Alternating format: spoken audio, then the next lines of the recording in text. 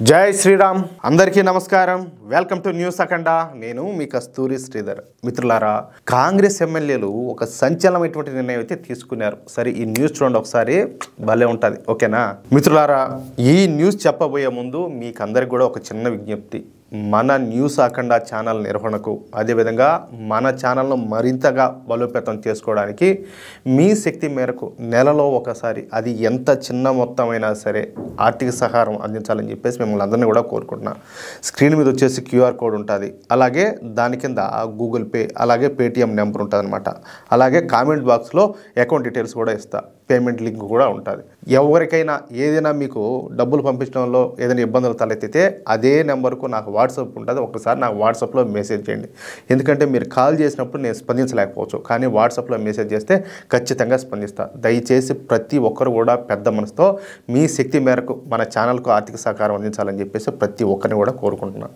సరే ఇక న్యూస్ విషయానికి వస్తే మొన్న 4 వారాల క్రిందటే బీహార్లో అసెంబ్లీ ఎన్నికలు అయితే జరిగినాయి ఈ అసెంబ్లీ ఎన్నికలు ఈసారి అయితే హోరాహోరీగా జరుగుతాయని చెప్పేసి చాలా మంది భావించారు ఓయమ్మ కొన్ని మీడియా ఛానల్ అయితే ఇంకా లేదు ఏమే ఈ దెబ్బతో ఆ తేజస్వి యాదవ్ ముఖ్యమంత్రి అయిపోతాడో అక్కడికి రాహుల్ గాంధీ చక్రం దిప్పుతాడని చెప్పేసి ఒకనాటికి వార్తలు కాదు వండి వారిసారట్టే కానీ ఈ ఎన్నికలు పూర్తిగా ఏకపక్షంగానే జరిగినాయి ఈ మాట నేను ముందు నుంచి చెప్తానే ఉన్నా నాయన ఆడ అనుకునేంత సీన్ లేదు వన్ సైడ్గా జరుగుతాయి ఎన్నికలు అని చెప్పేసి నేను చెప్తానే ఉన్నా అవునా లేదా నేను చెప్పినటువంటి న్యూస్ ఉన్న వాళ్ళకందరూ కూడా ఈ విషయం బాగా తెలుసు ఈ ఎన్నికల్లో ఒక పక్క బీజేపీ ఆధ్వర్యంలోనే ఎన్డీఏ కూటమి పోటీ పడగా మరొక పక్కన కాంగ్రెస్ ఆధ్వర్యంలోని మహాగఠబంధన్ అలియాస్ ఇండి కూటమి పోటీ పడింది సరే ఎన్నికల ఫలితాలు కూడా వచ్చినాయి ఈ ఫలితాలలో ఎన్డీఏ కూటమికి రికార్డు స్థాయిలో 202 అసెంబ్లీ స్థానాలు వచ్చినాయి ఇక మహాగఠబంధన్ కూటమి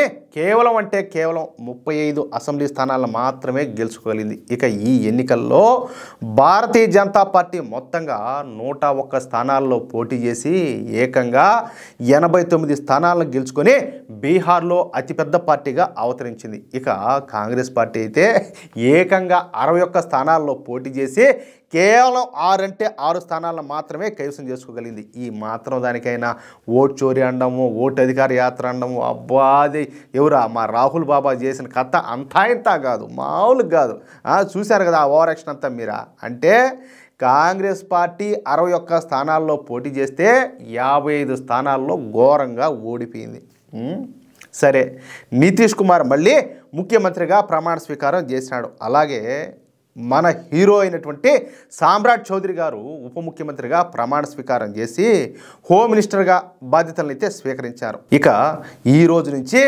బీహార్లో అసెంబ్లీ సమావేశాలు ప్రారంభమవుతున్నాయి ఈ బీహార్ అసెంబ్లీ ఎన్నికలు జరిగిన తర్వాత ఇవే మొట్టమొదటి అసెంబ్లీ సమావేశాలు ఇక ఈ అసెంబ్లీ సమావేశాలు 5 రోజుల పాటు జరగనున్నాయన్నమాట అయితే ఈ అసెంబ్లీ సమావేశాలు జరిగే సమయంలో బీహార్ కాంగ్రెస్ పార్టీ ఎమ్మెల్యేలు ఒక సంచలనమైనటువంటి నిర్ణయం తీసుకునే అవకాశం ఉండాలని చెప్పి తెలుస్తుంది ఇంతకో అదేందయ్యా అంటే ఈ కాంగ్రెస్ పార్టీ తరఫున 6 మంది కాంగ్రెస్ ఎమ్మెల్యేలుగా గెలిచారని చెప్పి చెప్పుకున్నాం కదా వాళ్ళలో 2 ముస్లిం ఎమ్మెల్యేలు మిగిలిన 4 కూడా హిందువులే దీంతో ఇప్పుడు ఈ 4 కాంగ్రెస్ హిందూ ఎమ్మెల్యేలు కాంగ్రెస్ పార్టీకు రాజీనామా చేసి నితీష్ కుమార్ పార్టీ అయినటువంటి జనతాదళ్ యునైటెడ్ పార్టీలోనో లేక భారతీయ జనతా పార్టీలోనో చేరతారని చెప్పి తెలుస్తుంది అందుకు బలం చేకూరేటట్టు నిన్న కేంద్ర మంత్రి అయినటువంటి చిరాగ్ పాస్వాన్ గారు మాట్లాడుతూ మా ప్రభుత్వంతో అనేక మంది మహాగఠబంధన్ కూటమి ఎమ్మెల్యేలు టచ్లో ఉన్నారు మా ప్రభుత్వం చేపడుతున్నటువంటి అభివృద్ధి కార్యక్రమాలు నచ్చి వీళ్ళంతా కూడా మా ఎన్డీఏ కూటమిలోకి రావడానికి రెడీగా ఉన్నారు వీళ్ళంతా కూడా బహుశా ఈ అసెంబ్లీ సమావేశాలలోనో లేకపోతే ఈ అసెంబ్లీ సమావేశాలు పూర్తయిన తర్వాతనో మా ఎన్డీఏ కూటమిలో చేరే అవకాశం ఉండదని చెప్పేసి చిరాగ్ పాస్వాన్ గారు స్పష్టంగా తెలియజేశారనమాట అంటే ఈ కాంగ్రెస్ పార్టీకు చెందినటువంటి 4 ఎమ్మెల్యేలు గుర్తుపెట్టుకోవాలా హిందూ ఎమ్మెల్యేలు ఎన్డీఏ కూటమిలో జాయిన్ అవుతారన్న విషయం స్పష్టమైతే అయిపోయింది అయితే కాంగ్రెస్ ఎమ్మెల్యేలు ఎన్డీఏ కూటమిలో జాయిన్ అవుదామని చెప్పి అనుకోవడానికి కారణాలు కూడా లేకపోలా ఇంతకో ఆ కారణాలు ఏంటంటే ఈసారి బీహార్లో నితీష్ కుమార్ ప్రభుత్వం ఏర్పడిన దగ్గర నుంచి బీహార్ అభివృద్ధి మీద బీహార్లో శాంతి భద్రతల మీద దృష్టి పెట్టింది బీహార్ ప్రజలు కోరుకున్నది కూడా ఇదే అవునా కాదా? అందుకనే కదా వాళ్ళు ఎన్డీఏ కూటమికి ఇంత మెజారిటీ ఇచ్చింది.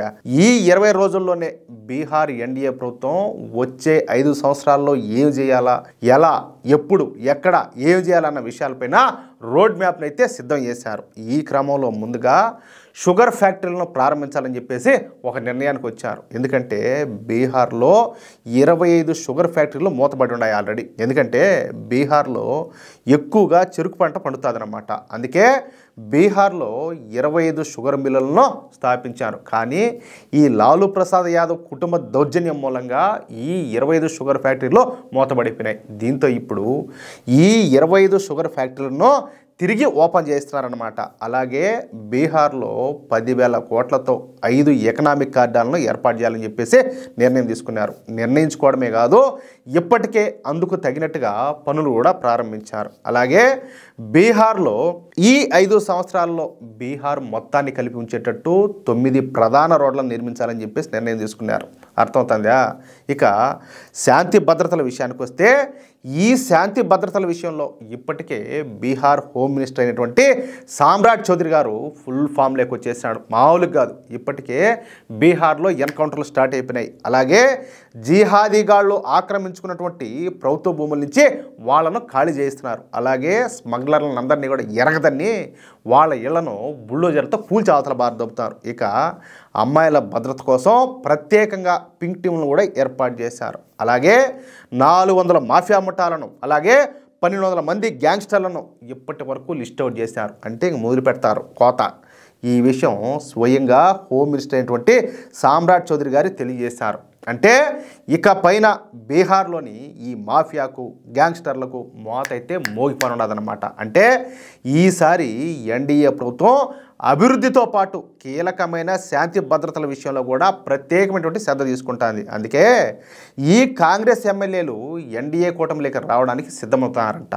పైగా కాంగ్రెస్ పార్టీలో కనుక ఉంటే తమ నియోజకవర్గాలను అభివృద్ధి చేసుకోలేమని, అంతేకాకుండా తమకు రాజకీయ భవిష్యత్తు కూడా ఉండదని చెప్పేసి వాళ్ళైతే భావిస్తున్నారంట. అందుకే ఈ కాంగ్రెస్ ఎమ్మెల్యేలు ఇప్పుడు ఎన్డీఏ కూటమిలో జాయిన్ అవబోతున్నారు. అర్థమైందా? అది విషయం. ఏం జరుగుతుందో చూద్దాం. మిత్రులారా, ఈ న్యూస్ కనుక మీకు నచ్చినట్లయితే ఖచ్చితంగా ఈ న్యూస్ నలుగురికి షేర్ చేయండి. అలాగే ప్రతి ఒక్కరూ కూడా మీ యొక్క అమూల్యమైనటువంటి అభిప్రాయాలను తప్పనిసరిగా కామెంట్ రూపంలో తెలియజేయండి. అలాగే ఇంతవరకు మీరు కనుక మన ఛానల్ని సబ్స్క్రైబ్ చేసుకున్నట్లయితే ప్రతి ఒక్కరు కూడా మన ఛానల్ని సబ్స్క్రైబ్ చేసుకోండి, సపోర్ట్ చేయండి ప్లీజ్. జై శ్రీరామ్, జై హింద్.